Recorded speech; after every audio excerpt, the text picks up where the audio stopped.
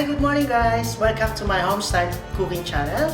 Today we're gonna make nice and crispy hash brown. And to those potato lovers, so this is really perfect for you and especially for our kids. So to start with, I have 2 medium peeled potatoes, peeled onion, black pepper on it. For the binder, I have corn flour and salt and vegetable oil for deep frying. First thing that we have to do is we will grate our potato.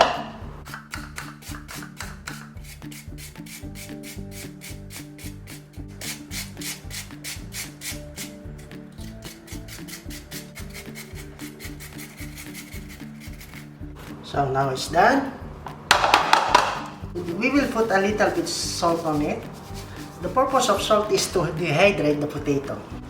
We have to remove the excess water content of the potato. Squeeze a little bit.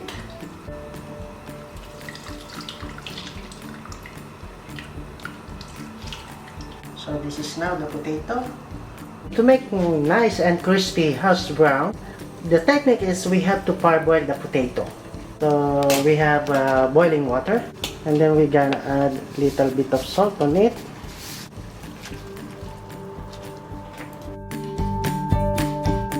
The sensitivity of this one is do not overcook the potatoes, otherwise it will turn to a mashed potatoes, so we don't like it that.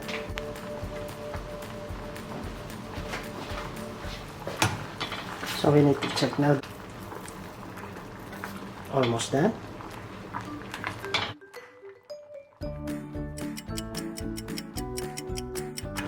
Alright, it's done already. So this is what we are looking for. Partially boiled. And now we need to strain it.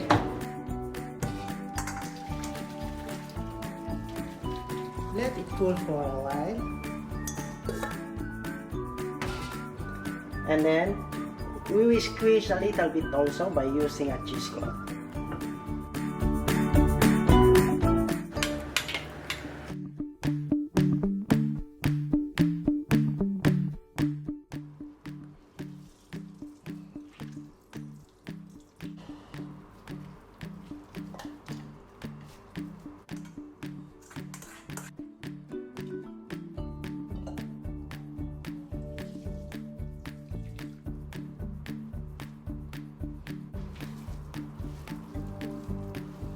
And for the onion, we have to grate it also.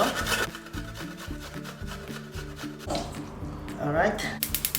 For the onion, we're gonna saute it. We'll develop more flavor on the hash brown.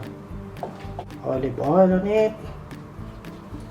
You can add the garlic as you like, but for me, I like the onion. It will add sweetness on the potatoes.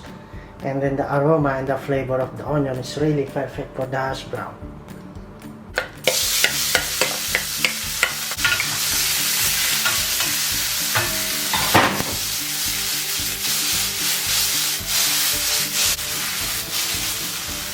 Now, we're gonna add our sauté onion. Season with salt,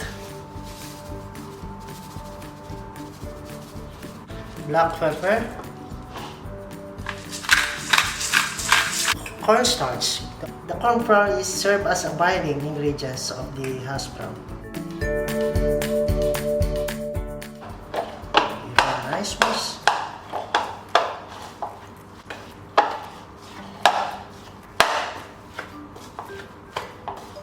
Alright, now we're gonna mold the potato. I have my ring molds here.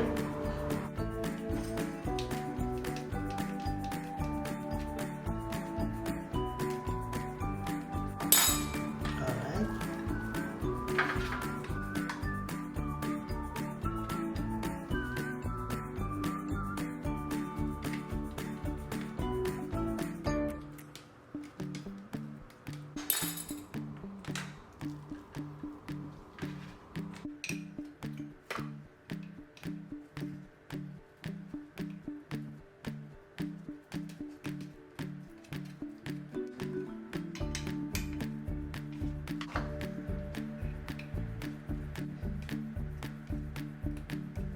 For the better quality, it is required to prepare in advance and just keep in the fridge.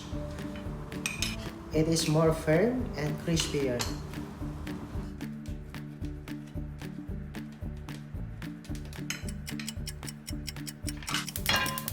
Alright, it's time to deep fry our hash brown.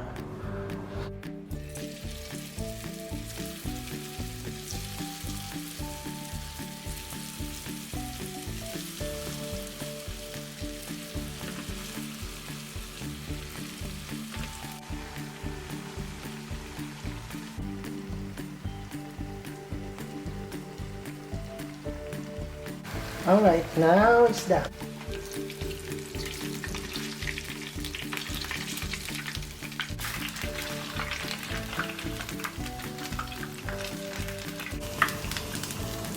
As you can see guys, oh, it's really nice.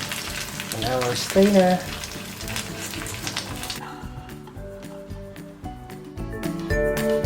Alright, this is now our hash brown.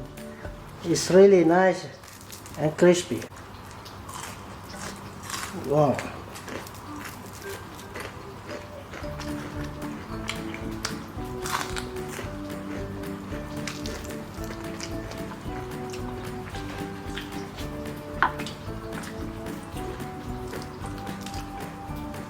Alright, thank you for watching guys.